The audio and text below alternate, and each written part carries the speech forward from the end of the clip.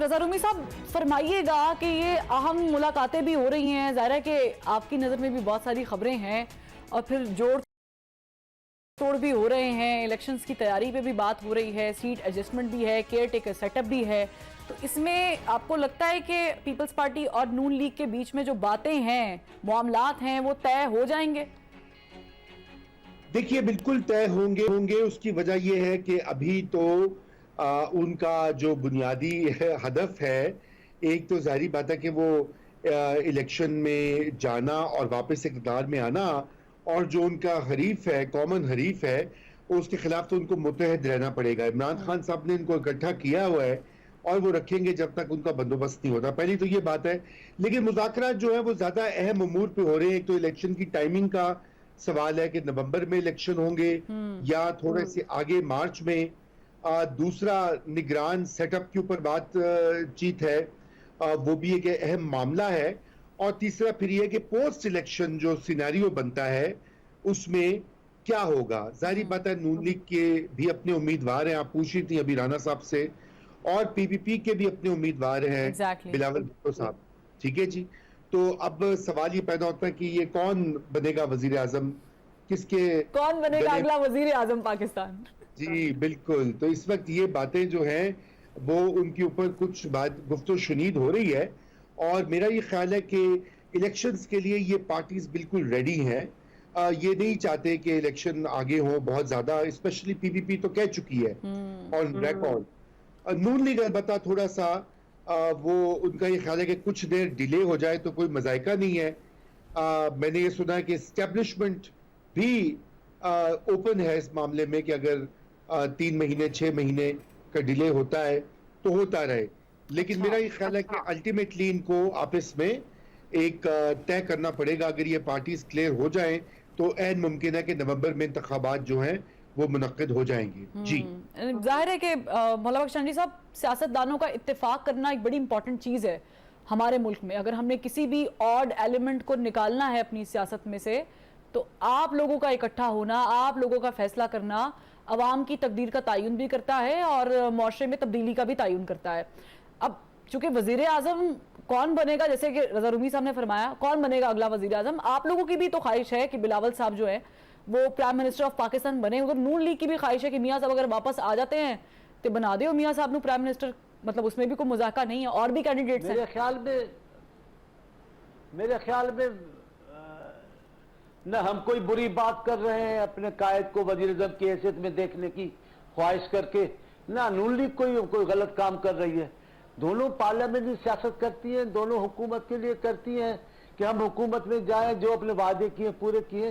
तो ये कोई इसमें कोई कबात नहीं है कि पार्टी अपने लिए कोई वजीर आज़म मुंतखब करके बैठी हुई है। असल बात है कि अमली तौर पर हम क्या करेंगे।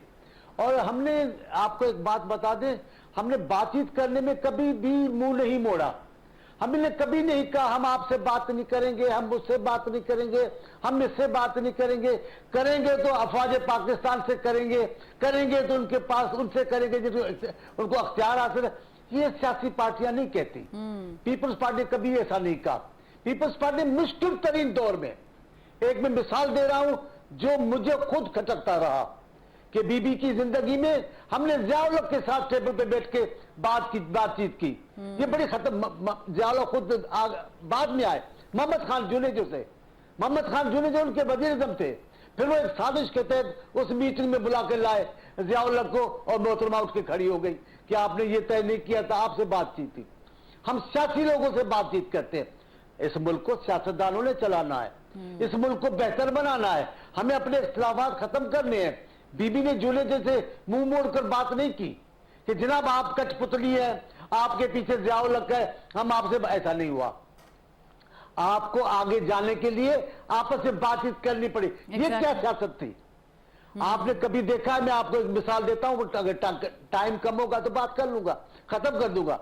असेंबली में जब वजीर आजम खान साहब खान आजम इमरान खान आते थे तो यूं घूम के आते थे कि कहीं अपोजिशन लीडर को हाथ में मिलाना पड़े। वजीर आजम थे या खिलौना थे? खिलाड़ी थे, कोई रात खेलने को खेलने आए थे। हुकूमत पाकिस्तान के वजीर आजम थे। इतना बड़ा जिगर करना चाहिए था, इतना बड़ा गुड्डा करके अपोजिशन लीडर को, शहबाज शरीफ साहब को हाथ मिलाने में क्या जुर्म था? बिलावल साहब को हाथ मिलाने में क्या जुर्म था? इनके साथ मिलकर आप दुनिया के मुल्कों के नाम ले सकते हैं, आप भी जानती हैं, मैं भी नाम ले सकता हूं, खतरनाक दुश्मन एक दूसरे के, लेकिन मुल्कों के सलामती के लिए, मुल्कों की तरक्की के लिए, अपनी कौम की खुशहाली के लिए आपस में बातचीत करते हैं, रूठते नहीं है। ये खेल थोड़ा ही है, रियासत को चलाना, मुल्क को चलाना खिलौने की बात तो नहीं है। कई चीजें नापसंद पसंद करनी पड़ेगी। नहीं, मौलाना बख्शी साहब, मैं जसारत कर रही हूँ ये मानने पूछने पड़ेंगे कि अगर नून लीग वजीर आजम चाहती है कि उनका लगे और वो सीट्स निकाल लेती है पंजाब से, तो आपको कोई मसला नहीं है, चाहे आप उस वक्त भी इत्तेहादी हों?